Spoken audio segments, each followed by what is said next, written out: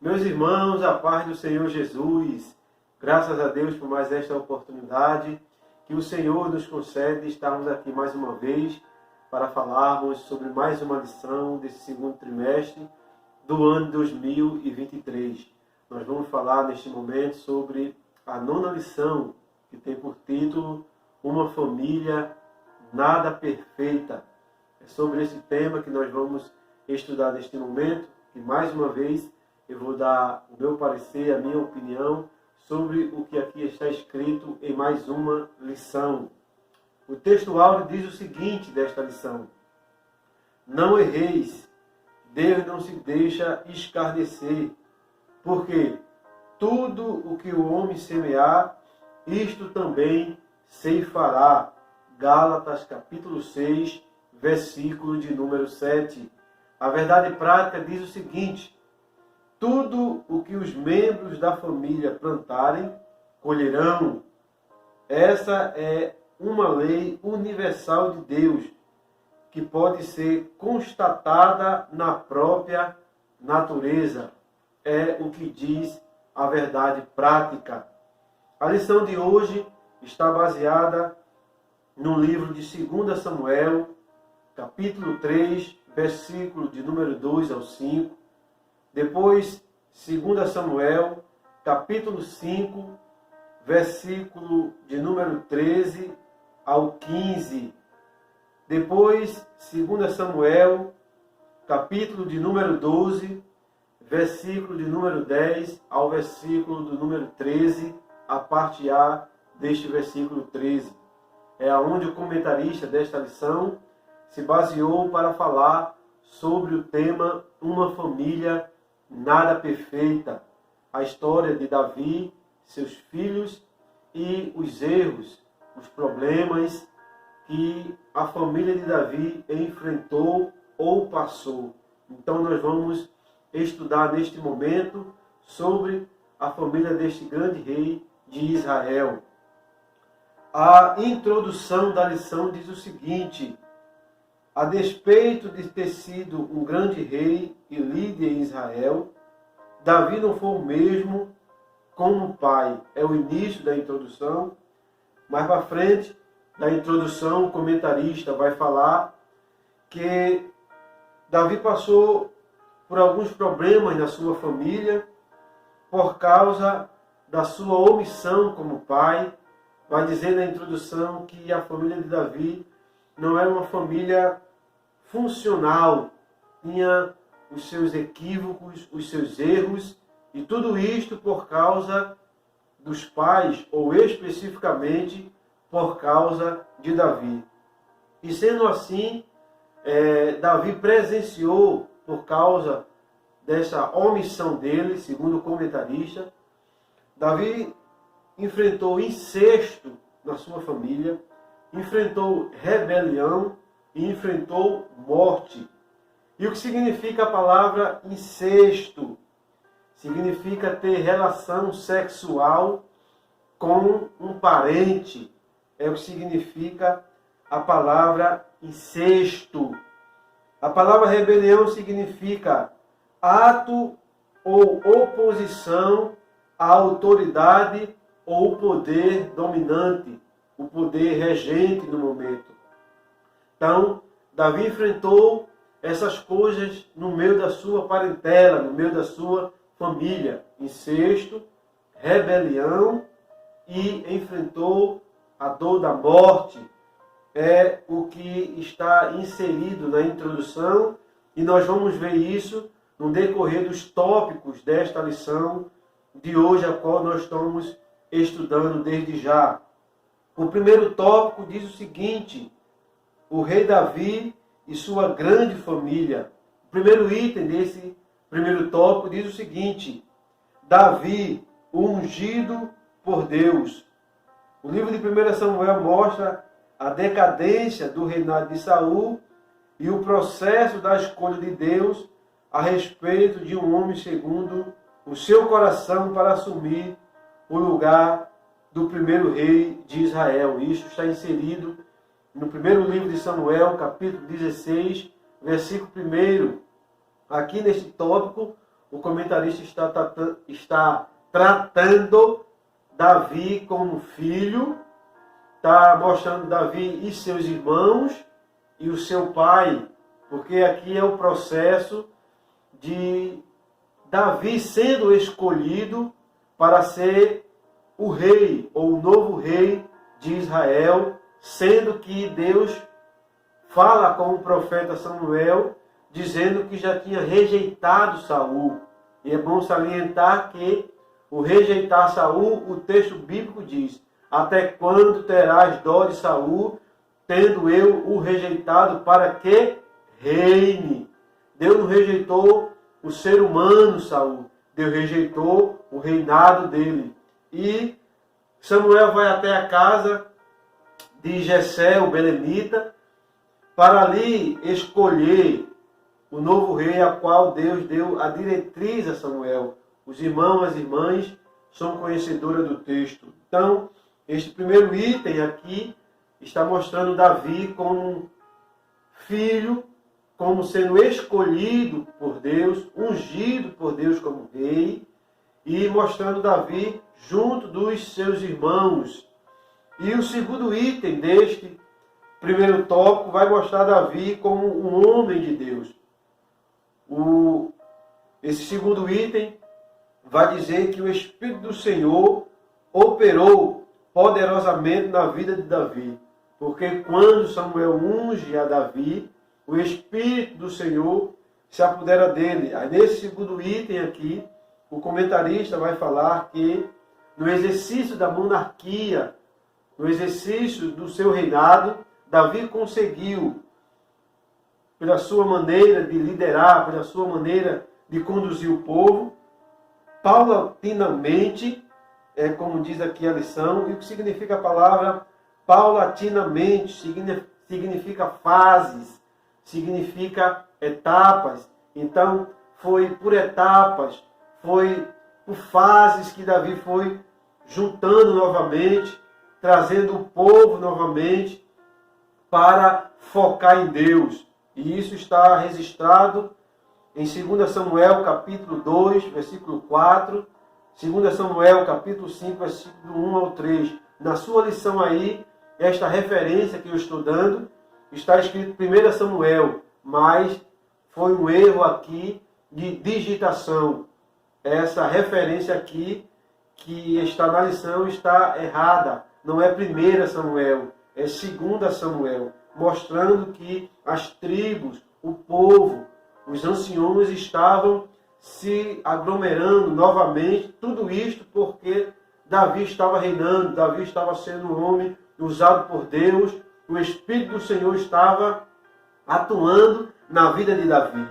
E o terceiro item deste primeiro tópico vai mostrar a grande família de Davi. Aí, diferentemente do primeiro item, quando mostra Davi sendo filho, Davi sendo mostrado ali, sendo cuidado pelo seu pai, mostrando ele na casa do seu pai e dos seus irmãos. Aqui neste terceiro item, quando diz a grande família de Davi, já vai mostrar Davi como pai, como marido. E os textos aqui específicos neste terceiro item, 1 Samuel capítulo 18, versículo 27, 1 Crônicas, capítulo 3, versículo 1, depois o versículo 5 ao 9, 1 Crônicas, capítulo 14, versículo 3, vai tratar também aqui do que está escrito na leitura bíblica em classe. Não vai trazer coisas diferentes. Uma coisa diferente que tem nesse texto aqui de Crônicas é que você vai ver o segundo filho de Davi lá com um nome diferente.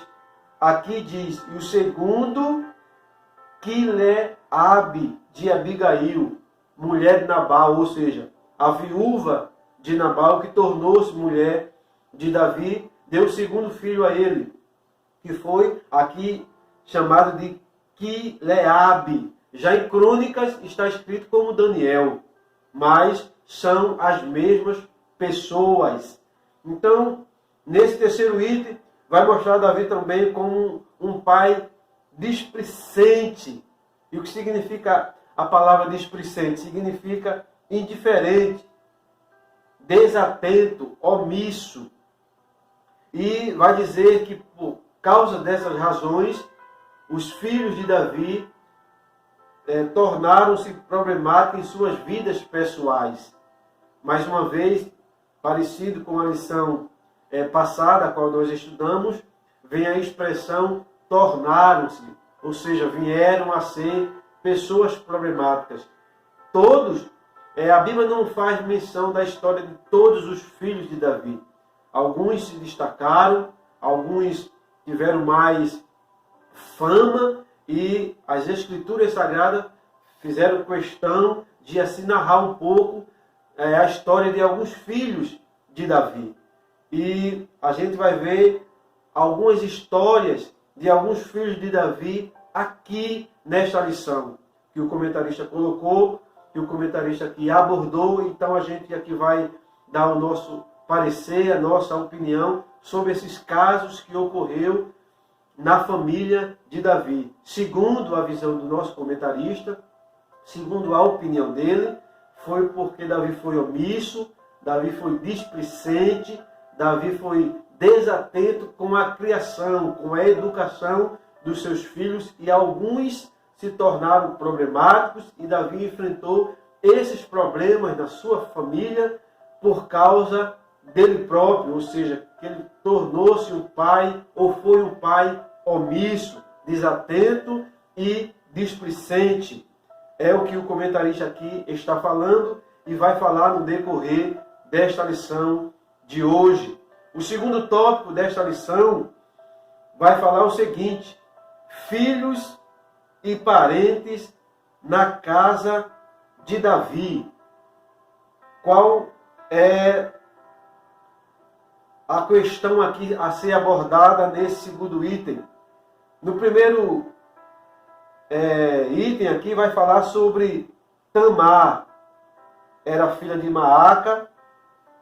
Esta era filha do rei Talmai de Gesur e mãe de Abissalão. Tamar significa palmeira. O nome Tamar significa palmeira. O nome Maaca significa oprimir, opressão. É o que significa o nome Tamar e o que significa o nome Maaca. E Maaca era uma princesa, né, que era filha do rei Talmai. E Tamar era sua filha com o rei Davi. E depois, mais para frente, ele vai dizer que Tamar, por ser uma jovem muito bonita, atraiu a Aminon. A beleza de Tamar atraiu a Aminon, o filho primogênito de Davi, com Ainoã, que significa o nome Ainoã, significa meu irmão é bom. É o que significa o nome de uma das esposas de Davi. Aí mais para frente ele vai falar sobre Abissalão, que significa o nome Abissalão, meu pai é paz. E aqui ele vai dizer que Abissalão era irmão de Tamar, ou seja, ele vai repetir o que ele disse a respeito de Tamar no primeiro item, né, desse segundo tópico. Ele vai dizer a mesma coisa, que Abissalão era irmão de Tamar, filho de Maaca, o terceiro filho de Davi. Ele faz aqui uma repetição, ele faz aqui vale a pena ver de novo, ele repete as mesmas coisas do que repetiu aqui no primeiro item, quando ele fala que Abissalão era irmão de Tamar. Aí quando ele vai falar sobre Abissalão, ele fala que Abissalão era irmão de Tamar. Repetiu aqui as mesmas coisas, mas mais para frente ele vai dizer que Abissalão tinha o significado do seu nome, carregava um significado de paz, mas ele vai dizer que na história de Abissalão uma coisa que não teve foi paz. Por quê?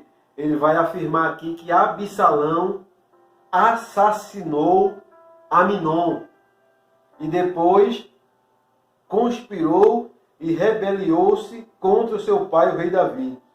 A palavra conspirar significa planejar com outra pessoa ações contra alguém. Então, um ponto aqui a ser falado sobre Absalão, que a história dele está registrada no capítulo 13 a o capítulo 19 de 2 Samuel, uma coisa a ser falada aqui é: Absalão realmente assassinou Aminon? Foi Absalão que matou Aminon, o seu irmão? Foi isso mesmo que aconteceu? Nós vamos falar disso um pouco mais para frente da lição. A questão de conspirar contra o seu pai, o rei Davi, isso começa a aflorar no capítulo 15 do segundo livro de Samuel. No capítulo 15 em diante, nós vamos ver realmente Absalão rebeliar-se, conspirar para tirar o seu pai do trono e assumir o trono de Israel. Para os dias atuais, isso é uma mensagem muito forte, porque o que tem de pessoas que querem tomar a sua posição, tomar a posição que Deus lhe colocou, e às vezes eu não falo nem de cargo específico, eclesiástico dentro da igreja.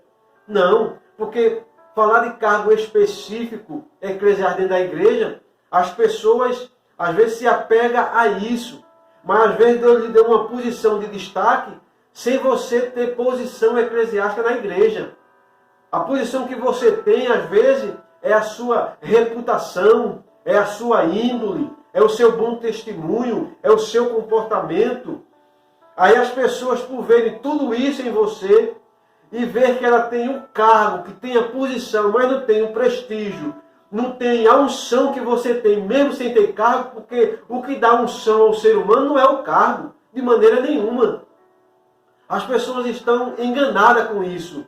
Aí as pessoas às vezes fazem de tudo para usurpar, tirar de você isso, arrancar de você esta unção que você tem em Deus.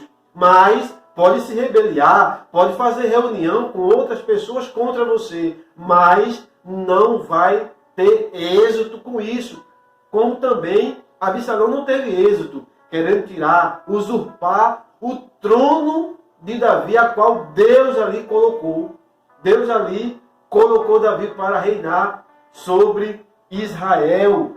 Então você vai ver essa história de Absalão a partir do capítulo 15 de 2 Samuel. O texto bíblico vai dizer que ele começou a roubar os corações das pessoas. As pessoas que iam se consultar com o seu pai, ele tratava bem as pessoas e diziam que não tinha ninguém para atender aquelas pessoas. E as pessoas, vendo o tratamento de Absalão, muito cordial, muito atencioso, o povo começou a se deixar levar pela conversa de Absalão, pela conversa deste filho de Davi. E o texto bíblico vai dizer que Absalão roubava o coração das pessoas. E, sendo assim, ele começou a planejar fortemente a tomar o trono de seu pai, Davi. Mas não conseguiu.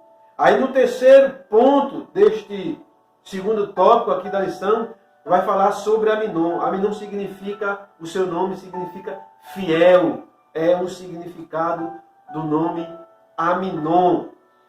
E aqui nesse terceiro ponto desse segundo tópico, vai falar sobre o amor, a paixão de Aminon. O comentarista vai tratar Aminon aqui, o filho de Davi, como uma pessoa desajustada emocionalmente e dominada por paixões carnais. Ele vai afirmar que foi por causa desse comportamento que ele se apaixonou doentiamente por sua meia-irmã Tamar e ficou doente de angústia e de desejo incontinente por ela, e por isso não comia nem bebia, totalmente dominado por essa paixão e ao mesmo tempo desconhecida por Tamar. Essa história está registrada em 2 Samuel, capítulo 13, a partir do versículo 2 em diante. A palavra que está aqui nesse terceiro ponto, desse segundo tópico da lição, incontinente, significa uma pessoa de comportamento incontido, que não se controla, uma pessoa que não é moderada nos gestos, nas palavras, nos sentimentos, coisas desse tipo. Então, Aminon tinha essas atitudes, Aminon tinha esses comportamentos, só que este amor, e não paixão, como o comentarista aqui colocou, porque o texto bíblico vai dizer que Aminon amava Tamar, e não estava apaixonado, amava. Mas, enfim, o texto vai dizer que ele estava emagrecendo, que ele estava perdendo peso e estava doente, porque o texto bíblico vai dizer que ele, vendo que sua irmã era muito bonita, era virgem, mas ele não poderia fazer nada com ela. Aí ele começou a emagrecer. É quando aqui no quarto ponto deste segundo tópico da lição, vai aparecer um homem chamado Jonadab. O que significa o nome Jonadab? Significa Jeová é generoso. Jonadab era primo de Aminon e amigo dele. Era amigo de Aminon. Aí Jonadab percebendo que Aminon estava emagrecendo, Jonadab disse: de manhã em manhã eu vejo que tu emagrece, e tu é filho de rei, ou seja, não falta alimento aqui. Tem alimento aqui no palácio, mas eu vejo que tu está perdendo peso, está emagrecendo. O que é que está acontecendo? Será que você não vai contar para mim, que sou seu amigo? E por ser amigo de Jonadab, Aminon relata o fato. Nem Tamar sabia deste amor de Aminon por ela, Davi também não, nem muito menos outras pessoas, outros irmãos, enfim. Mas Jonadab ficou sabendo do amor que Aminon sentia por Tamar. E Jonadab cria uma estratégia para que Aminon consiga deitar-se com Tamar. O comentarista vai dizer aqui que Jonadab era sagaz, como está escrito na Bíblia Sagrada. A palavra sagaz significa inteligente, esperto. Vai dizer que Jonadab induziu a Aminon a satisfazer sua paixão com um plano de mentira que envolvia Davi e Tamar, a vítima. E qual foi o plano? Foi que Jonadab disse: olha, Aminon, você finge que você está doente. Aminon estava perdendo peso, mas Jonadab disse assim: você finja que você está doente, você deite em sua cama, quando seu pai Davi vir lhe visitar, aí você pede para o seu pai mandar chamar Tamar, para ela servir comida a você. Neste momento, quando ela servir comida a você, você ali se aproxima dela. Pois bem, Aminon pega o conselho de Jonadab e finge que está doente. Davi fica ciente de que o seu filho está doente. Foi visitá-lo. E quando Davi está fazendo a visita a Aminon, Aminon fala as mesmas palavras que Jonadab e diz que quer que sua irmã Tamar venha e faça bolo para ele. Ele quer ser alimentado através da sua irmã. Davi manda chamar a Tamar. E a história se desenrola. E no terceiro tópico da lição, a gente vai abordar mais sobre este caso de Aminon e Tamar. O comentarista aqui diz que Jonadab é o tipo de amigo que não se deve ter por perto quando se vive algum problema pessoal ou familiar. Ele é um exemplo concreto de mau conselheiro. Tem pessoas que realmente a gente não tem que ter por perto. Ou se tiver por perto, a gente tem que evitar de modo concreto a não relatar os nossos problemas pessoais ou familiar. Porque tem muitas pessoas que têm esse espírito de Jonadab, que em vez de apaziguar a situação, em vez de acalmar o conflito, coloca mais lenha na fogueira, fermenta mais a situação. Então, desse tipo de pessoas, a gente tem que se afastar. Não ficar intrigado, sem falar, de maneira nenhuma.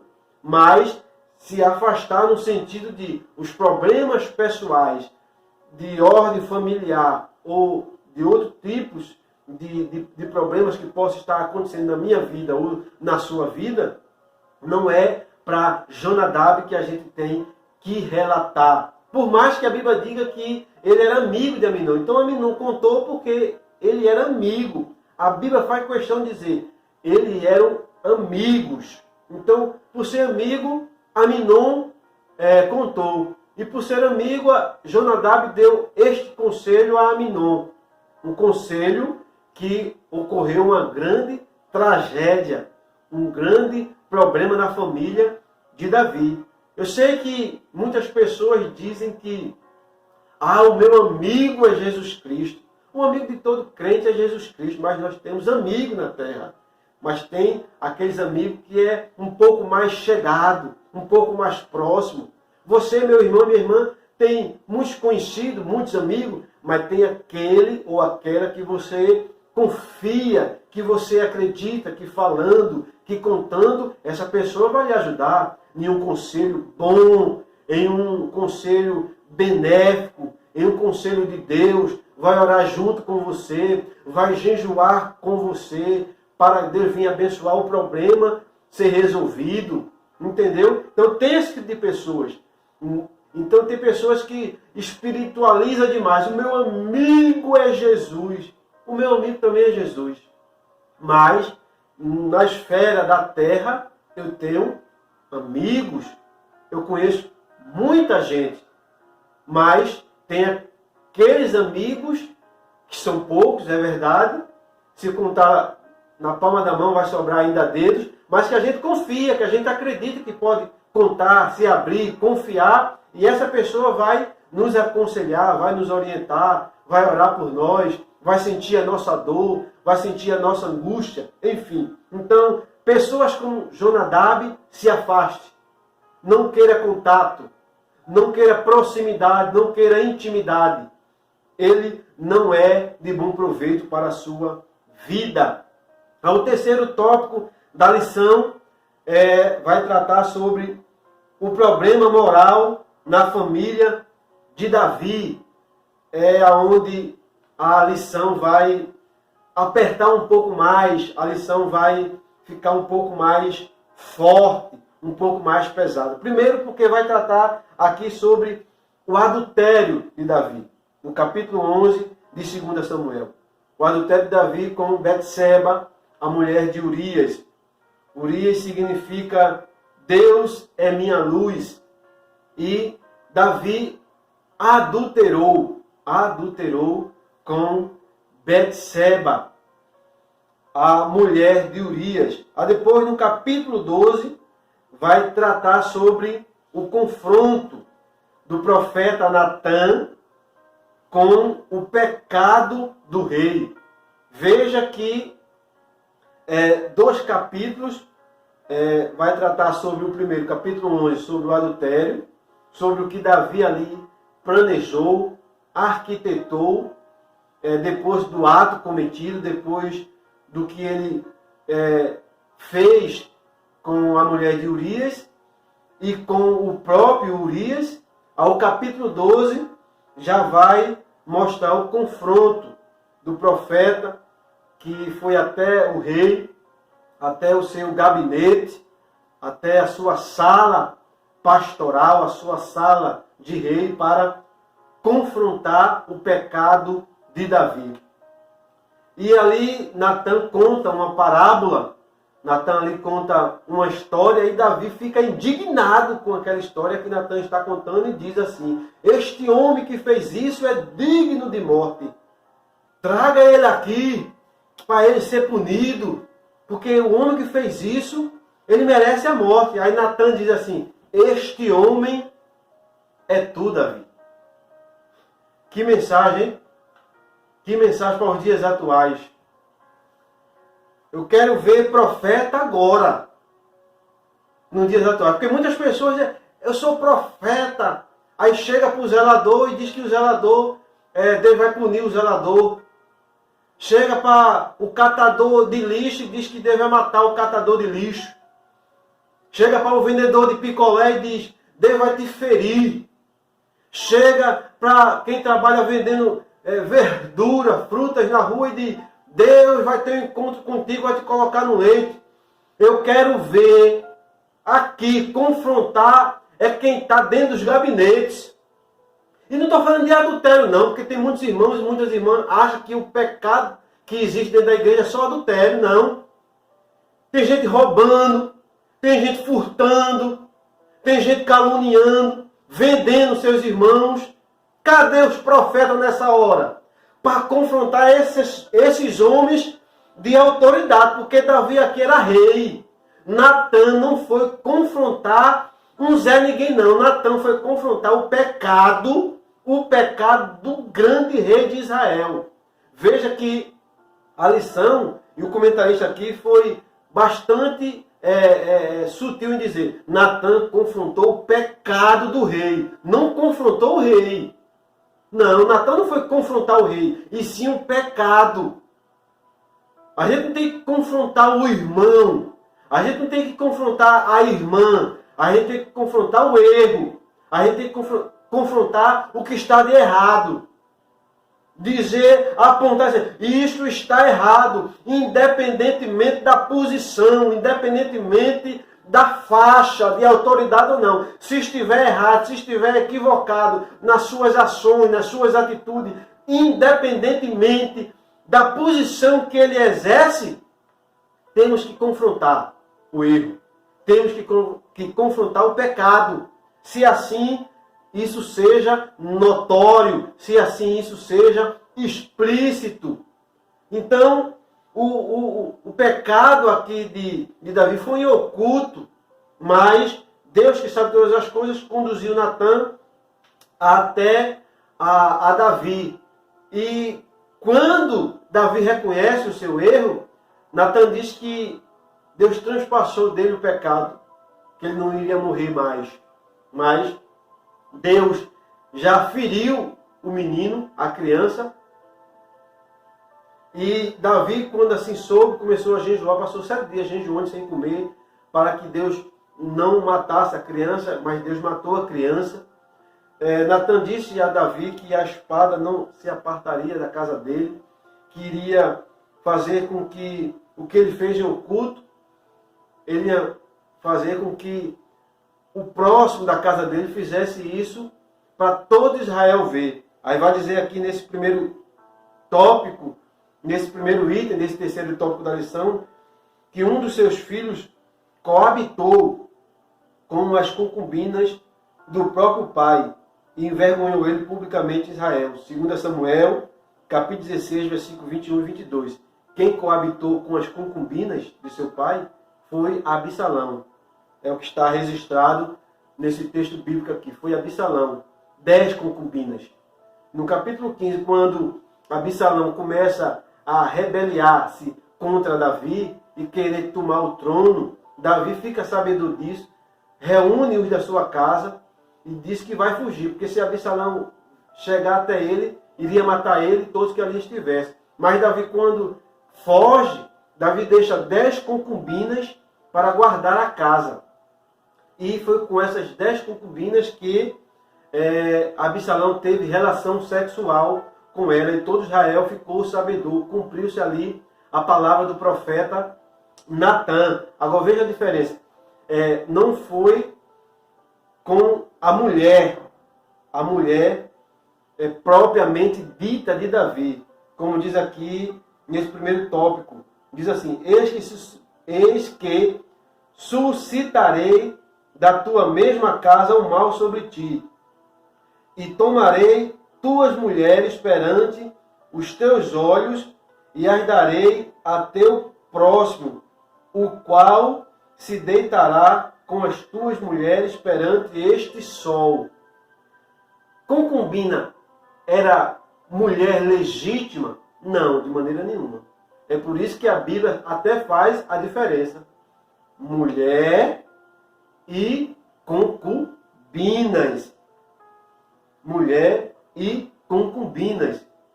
A expressão de, quando diz assim, Salomão teve 1.700 mulheres e 300 concubinas, já coloca em uma esfera diferente. Até aqui, na leitura bíblica em classe, em 2 Samuel, capítulo 5, diz assim, e tomou Davi mais concubinas e mulheres de Jerusalém. Então, qual era a função da concubina?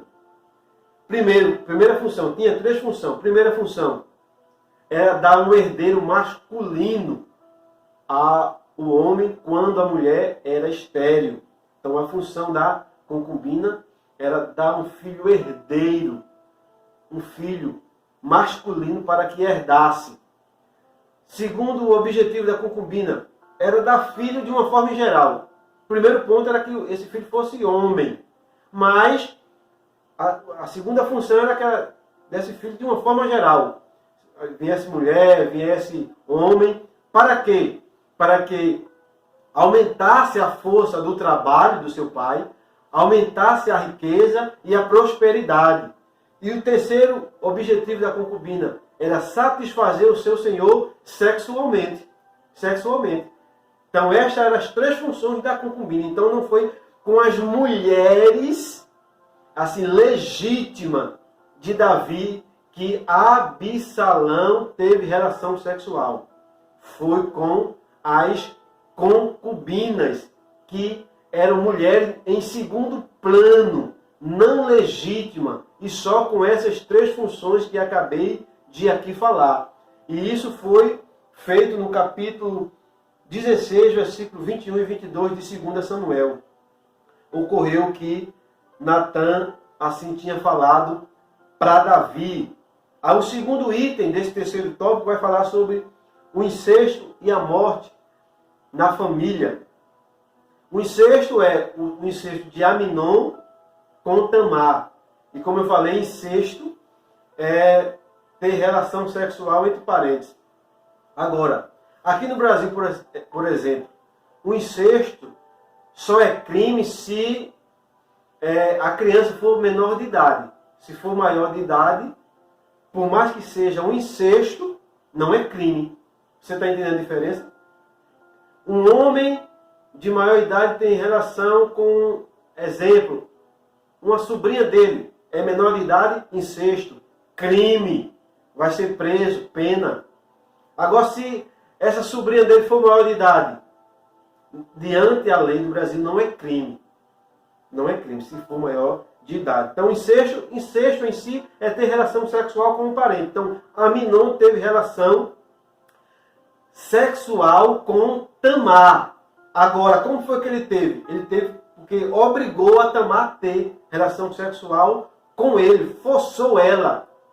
Ou seja, quando Tamar está lá no quarto dele, que ele mandou despedir todo mundo e disse assim, entra à minha câmara, ou seja, entra no meu quarto. Quando chegou lá, ele disse assim, minha irmã, deita-te comigo. Aí Tamar disse o seguinte, não, meu irmão, não faça isso. Não é assim o costume de Israel. Veja que a Bíblia vai usar assim, não é assim o costume de Israel. Se eu fizer isso, como vai ficar a minha reputação? Você vai ser visto como um louco aqui em Israel. Faça o seguinte, você fale com o rei, ou seja, com Davi, o nosso pai, e peça a ele para nós se casarmos, eu ser tua esposa. Ele não vai negar, mas só que Aminon não deu ouvido a ela, sendo mais forte do que ela, diz o texto bíblico, pegou, forçou e estuprou a sua meia-irmã, ou a sua irmã Tamar. E depois deste ato, ele mandou ela ir embora. o texto bíblico vai dizer que ele ficou com tanta raiva, que a raiva que ele ficou dela era superior ao amor que ele tinha por ela. Ele mandou despedir ela, e ela saiu chorando. Ela vestia uma túnica de mangas longas. A Bíblia vai dizer que era assim que as virgens se vestiam, com essas túnicas de mangas longas, para diferenciar, né, para mostrar que era virgem. Ela pega, rasga a túnica dela, coloca cinza sobre a sua cabeça e sai chorando, gritando pelo meio da rua. Absalão vê esta cena, e diz assim: você foi ter com Aminon, o nosso irmão, não fique assim, ele é nosso irmão. Aí Tamar fica na casa de Absalão, solitária. E o texto bíblico vai dizer que Davi fica ciente disso, fica ciente das ações de Aminon, se irou-se fortemente contra Aminon. Até aqui, nesse segundo item do terceiro tópico, o comentarista vai dizer assim, tem uma parte aqui desse segundo item: e o rei Davi soube do fato, irou-se, mas não fez nada contra Aminon. O que é que você faria? Se você soubesse que ocorreu um caso desse na sua família, o que é que você, pai, o que é que você, mãe, faria neste caso? O comentarista colocou aqui o ponto, diz assim: Davi soube do fato, irou-se, mas não fez nada contra Aminon. Era para Davi fazer o quê? Me diga. Era para Davi ir lá, chamar Aminon, fazer Aminon casar com ela, pegar o cinto, dar uma pisa em Aminon. Era para Davi fazer o quê? Davi não fez nada, mas tinha que ter aqui o que era que para Davi era para fazer. Então, assim, porque Tamar não morava com Aminon, porque Tamar vivia com Absalão, porque Absalão e Tamar era filha de Davi com Maaca. Maaca era uma princesa, o pai de Maaca era o rei. Então eles viviam em uma outra casa. Tanto é que o texto bíblico vai dizer o seguinte: quando Aminon finge que está doente ali, o texto bíblico vai dizer assim: manda chamar Tamar. Aí diz assim: Davi manda chamar Tamar na sua casa. E Tamar veio à casa de Aminon. E Davi, quando soube que Aminon estava doente, Davi foi visitar. Ou seja, Davi não morava com Aminon.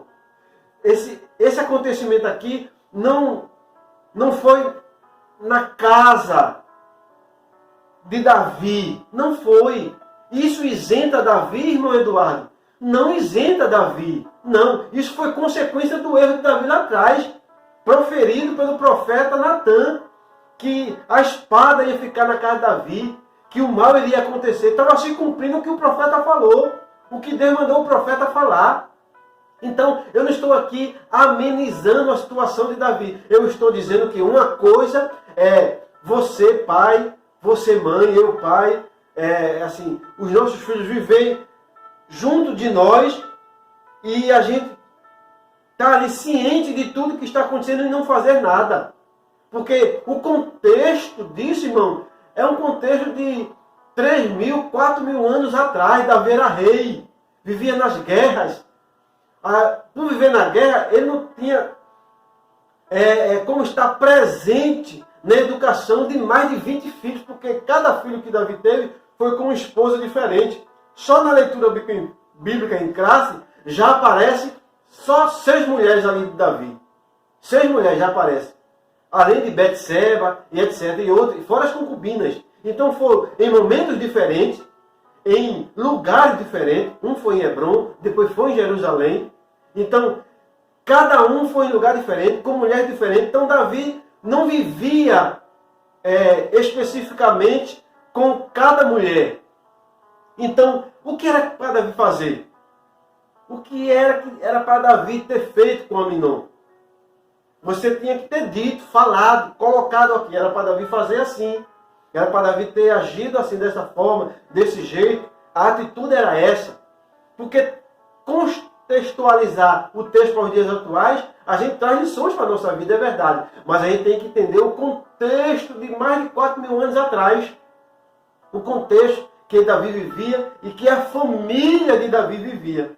Aí veja que Davi irou-se, mas não fez nada. Mas Absalão soube, e o texto bíblico vai dizer que Absalão não falou nem bem, nem mal de Aminon. Não falou nada. Não disse nada. Porque o segundo item vai tratar de incesto, é o que eu estou falando, depois de morte. A morte de Aminon. E por duas vezes aqui neste tópico, o comentarista vai afirmar novamente que Aminon foi morto por Absalão. Que Absalão matou Aminon, como falou lá atrás, no segundo tópico da lição. E a pergunta que eu fiz foi, realmente foi Absalão que assassinou, matou a Aminon? O texto bíblico de 2 Samuel, capítulo 13, vai mostrar claramente que não foi Absalão que matou, assassinou a Aminon. Ele deu ordem aos seus empregados. Ele deu ordem aos seus súditos, ou empregados, né? Já que ele não era rei, mas era filho de rei e filho de uma princesa. Mas ele deu ordem. Ele chega para o seu pai e diz, ó, depois de 2 anos do acontecimento, depois de 2 anos do acontecimento, ele disse, meu pai, eu vou dar uma grande festa, eu tenho tosquiadores agora. Aí ele chama Davi, Davi não vai, ele chama todos os seus irmãos, vai para uma festa, para um banquete que ele está dando na casa dele. E ele chega para os seus empregados e diz assim, quando Aminon estiver bêbado, embriagado, vocês podem ferir ele, vocês podem matar ele. E outra coisa, não fique com medo, sejam valentes, sejam corajosos, porque sou eu que estou ordenando. Então não foi Absalão que assassinou. Absalão deu a ordem para matarem Aminon, o seu irmão. Então, só para mostrar a diferença. A Bíblia diz que Absalão deu a ordem. Absalão ordenou. No momento que Aminon estivesse embriagado, os empregados de Absalão estavam com a ordem para assassinar Aminon. Então, este ponto aqui que está na lição por 3 vezes que Absalão matou e assassinou Aminon, a Bíblia mostra outra coisa totalmente diferente. Então, depois tem o terceiro item do terceiro tópico. Vigilância, proximidade e exemplo. Essa história do problema moral na família de Davi ensina a todos os pais a respeito da importância da vigilância, da proximidade e do exemplo na família. É muito importante desenvolvermos a relação sóbria e equilibrada com os nossos cônjuges, filhos, parentes e pessoas próximas da nossa família. Sóbria, uma relação moderada, controlada, equilibrada, que apresente segurança. Ele está dizendo que nós temos que ter essas qualidades para não passarmos pelo que passou a família de Davi. Agora veja que o que ocorreu na família de Davi ocorreu decorrente do seu erro, do seu pecado. Davi não pecou? Adulterou? Adulterou, pecou. O profeta não foi lá, não confrontou?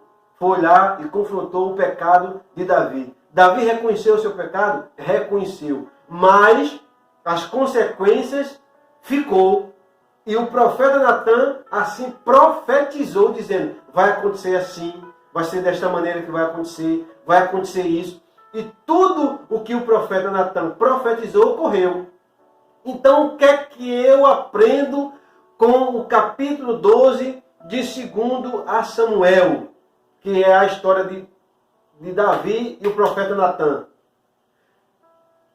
Esses acontecimentos na vida de alguns filhos de Davi, Tamar, a violentada, Absalão, que deu a ordem para assassinar Aminon, e Aminon, que chegou a morrer, isso só veio decorrente do erro de Davi. E não porque Davi era um pai displicente, não porque Davi era um pai omisso, não porque Davi era um pai desatento, apesar de que eu disse que ele não convivia com os filhos literalmente, porque cada filho foi com uma mulher em lugares diferentes, além dos filhos com as concubinas. Mas não foi por causa da omissão de Davi, não foi porque Davi foi desatento, não foi porque Davi foi displicente com a criação e educação dos seus filhos que isso veio acontecer. Não, isso só veio acontecer porque Davi errou, Davi pecou. Aí Deus viu o pecado, Deus não gostou do pecado, não se agradou, foi lá, mandou o profeta e disse: eu vou transpassar o teu pecado, tu não vai morrer, mas vai acontecer isso e isso com a tua família. Aí por isso que aconteceu o incesto, por isso aconteceu a rebelião, por isso aconteceu o assassinato, por causa das consequências do erro grave que Davi cometeu. E não porque Davi foi omisso. Porque assim, meus irmãos, não tem pai perfeito, não tem mãe perfeita. Se cada erro que o filho cometer, cada equívoco que o filho ou a filha cometer, o pai vai ser responsável. Ah, é um pai omisso, é um pai displicente, é uma mãe omissa, é uma mãe displicente. E eu já falei isso na lição passada, mas estou abordando novamente porque está escrito nessa. Os equívocos e as tragédias que ocorreram na família de Davi veio por causa do erro dele, do pecado dele. Do erro grave que ele cometeu. O adultério que ele cometeu com Betseba, a mulher de Urias. Com a ordem, com o planejamento do assassinato de Urias, quando ele manda a carta para Joabe, mandando colocar Urias na frente da batalha, diante do maior exército inimigo. Então tudo isso fez com que Deus se irasse e o profeta foi lá e confrontou ele. Então, as tragédias que ocorreram na família de Davi veio decorrente ao seu erro, ao seu pecado, à sua falha, ao seu deslize moral que ele cometeu. Ao seu deslize moral. Agora é interessante que ele reconheceu e está escrito na Bíblia Sagrada. Para todo mundo ler, para todo mundo ver, tirar lição espiritual, tirar lições de aprendizado. Agora é interessante que muitas pessoas, e quando eu estou pegando Davi aqui, o rei, o estadista, o homem de posição, aí eu vou focar nessa linha aqui, porque está pegando o rei. É como diz a introdução, como pai, ele foi uma coisa, como rei, ele foi um grande homem de Deus, usado por Deus. Aí eu vou nessa linha do comentarista aqui. Então, se eu pego essa linha aqui, aí tem muitos homens, muitas mulheres, muitas pessoas de autoridade, de eminência, de status na sociedade, que os seus erros são assim, ó, encoberto, ninguém sabe. Agora, por quê? Para não perder a posição, para não perder o prestígio, para não perder o cargo, para não perder a reputação. Mas eu quero dizer que Deus está contemplando, Deus está vendo, Deus está olhando tudo. A Bíblia diz o seguinte: aquele que confessa e deixa, alcança misericórdia. Está aqui um homem pecador, está aqui um homem falho, imperfeito, está aqui um homem cheio de falhas. Mas a Bíblia diz o seguinte: aquele que confessa e deixa, aquele que se ajoelha diante de Deus e diz: pequei contra ti, Senhor, pequei contra o Senhor, e deixa, alcança misericórdia. Alcança. Você pode não alcançar a misericórdia do seu irmão do lado, da sua irmã do lado, vai estar sempre apontando, criticando você, mas de Deus, o misericordioso, vai ter misericórdia, vai ter perdão, vai ter recomeço para a sua história, vai ter reinício da sua história, desde que você assim reconheça. Desde que assim você reconheça. Aí é muito fácil pegar Davi e descer a lenha. Davi errou sim, Davi falhou sim, e pelo seu erro, pela sua falha, pelo seu equívoco, a sua família pagou um preço alto, ou parte da sua família pagou um alto preço pelo erro que Davi cometeu. E não foi porque Davi foi omisso como pai, desatento como pai, displicente como pai. De forma nenhuma. Então, essa é a lição de hoje. Uma família nada perfeita. Uma família nada perfeita. E eu quero dizer que, não comparando, qual é a família perfeita? Qual é a família perfeita? A minha família tem falhas, eu tenho falhas, nós falhamos, então não tem uma família perfeita. Mas estudamos sobre isso, uma família nada perfeita. Que esta lição de hoje possa servir de aprendizado, que a gente possa tirar lições espirituais para a nossa vida.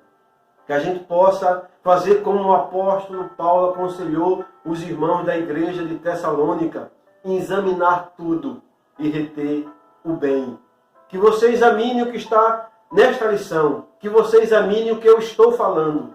O que você não concordar, o que você discordar, você coloque de lado. Se tiver algum proveito que eu ensinei, o que eu falei, você assimile, você guarde. Amém, meus queridos? Então aqui eu quero agradecer a você, meu irmão, agradecer a você, minha irmã, que vem me acompanhando nesse canal no YouTube. Quero agradecer a você por cada comentário, quero agradecer a você por cada like que você está dando. Continue divulgando, continue falando para os seus amigos, os seus conhecidos, os seus parentes, para se inscreverem nesse canal no YouTube. Estamos com 81 pessoas inscritas. Estou orando a Deus e Deus assim vai ajudar e depende da sua ajuda também. Tem pessoas que estão nos bastidores aqui dessa gravação que está me ajudando muito, pegando este comentário, colocando nas suas redes sociais, divulgando. Eu quero agradecer a você também que está fazendo isso por mim. Eu oro a Deus para que ao final desse segundo trimestre eu chegue, ou este canal chegue aos 100 inscritos. Oro a Deus para isso e peço a você que continue a me ajudar nesse sonho que está sendo realizado, que Deus continue me abençoando, me ajudando. Então, até a próxima lição. Estaremos mais uma vez aqui dentro de alguns dias para falar sobre mais uma lição. Então, Deus abençoe a você, Deus continue abençoando a sua família, em nome de Jesus.